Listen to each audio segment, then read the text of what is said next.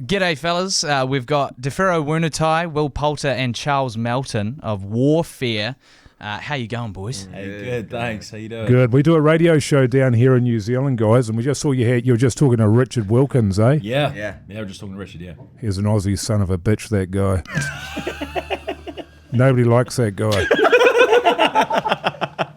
Is that a Kiwi-Aussie rivalry, or what's the story there? Look, he stole my wife off me, to be honest. He must be 72. So, yeah, we've got history. Yeah. We've got history, me and Richard Wilkins. First things first, fellas. What a movie. Oh, my God. You like that movie? Say that again. Sorry. Are you thinking about Richard Wilkins, D'Pharaoh? Sorry, I was a bit caught up in your personal history there, yeah. Sorry. Fellas, I've got Pugson here. It's his first time ever doing an interview like this, and he's pretty nervous. The first question he came up with was, how did you guys get so much handsome into one room? How did you cope with that? How did you guys cope with that? I just, there's a lot of sequences where there's about 7 of you at one time acting, and it's just far too much handsome for me. It was hard. Was it? Yeah. How hard? Yeah. Yeah, when Charles came in the room, it became a lot harder. Yeah, that's where it was really over the top. Yeah. When he comes in 2/3 of the way through the movie, it's suddenly it's a runway. That's absolutely true. Yeah, I had that feeling as well. When did you guys first watch the film? We all kind of saw it at different times, right? Yeah. We've got the premiere tonight, as it turns out. Mm-hmm. So we'll all kind of sit through it and watch together. But we all kind of watched it sort of disparately because we're all sort of spread across the map. So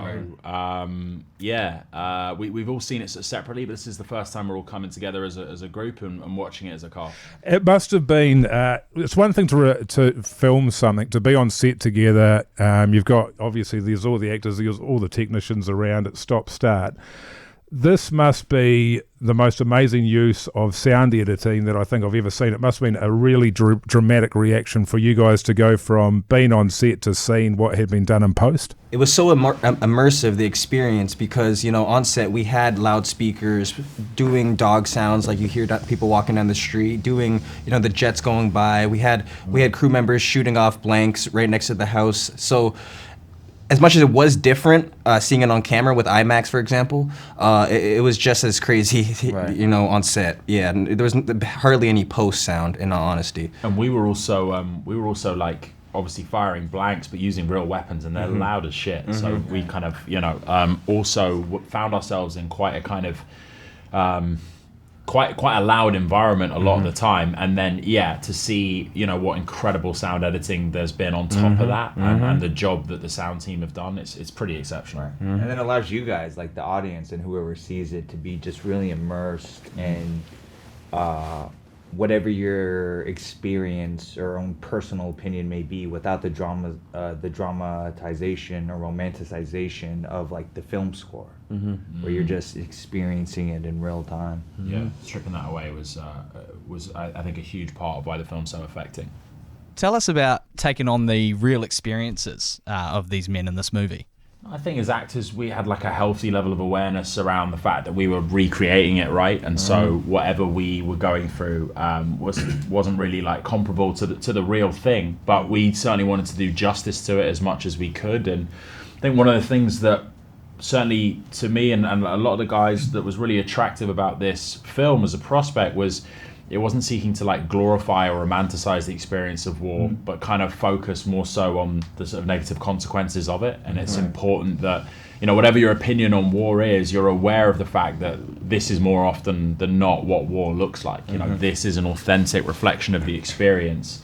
And, I think without speaking too disparagingly of other films, all too often throughout history, films have kind of made entertainment of those things at the expense of authenticity, and it's kind of glorified and romanticized war to the point where people's perception of what war is has been a bit warped. Yeah, absolutely. I mean, I think this film is probably the greatest advertisement for never ever going to war that I've ever seen. It's that first 20 minutes of Saving Private Ryan, but there's over an hour of it, and it's bloody harrowing. Fellas, our time's nearly up. I know you're going to be absolutely devastated about that. We've got a couple of co-hosts that can't be with us today, so I'm going to ask you a question from each of them very quickly. This one's from Hoyte J. My daughter has made me get a new kitten. What should I call it? Oh, a name for a new kitten? Yeah. What color is it? I think it's grey. Shadow. Shadow's pretty cool. That's edgy. We're going with Shadow, righto. And the other one's from Keyzie. My wife thinks she makes the greatest cake on earth, but they are super dry. How do I tell her? Oh, that's tough. Don't. Maybe you don't. Maybe that's real love. You just eat that dry cake. With a smile on your face. Nah, because that's going to build resentment. Oh, you think? Yeah, you got to tell her. You're saying divorce her? No. Okay, thanks, man. We'll take that divorce. That's harsh. That's pretty harsh, but we'll go with that. And any issues there, we'll send them your way. Oh no, not divorce cake. It's the opposite of wedding cake. Thanks very much, fellas. Beautiful. We Cheers, appreciate fellas. your time, boys. Thanks, guys. Cheers, fellas. Thank you. Jason Hoyte, Mike Minogue and Keyzie. Weekdays from 4 on Radio Hauraki. Or give their podcast a hoon on iHeartRadio.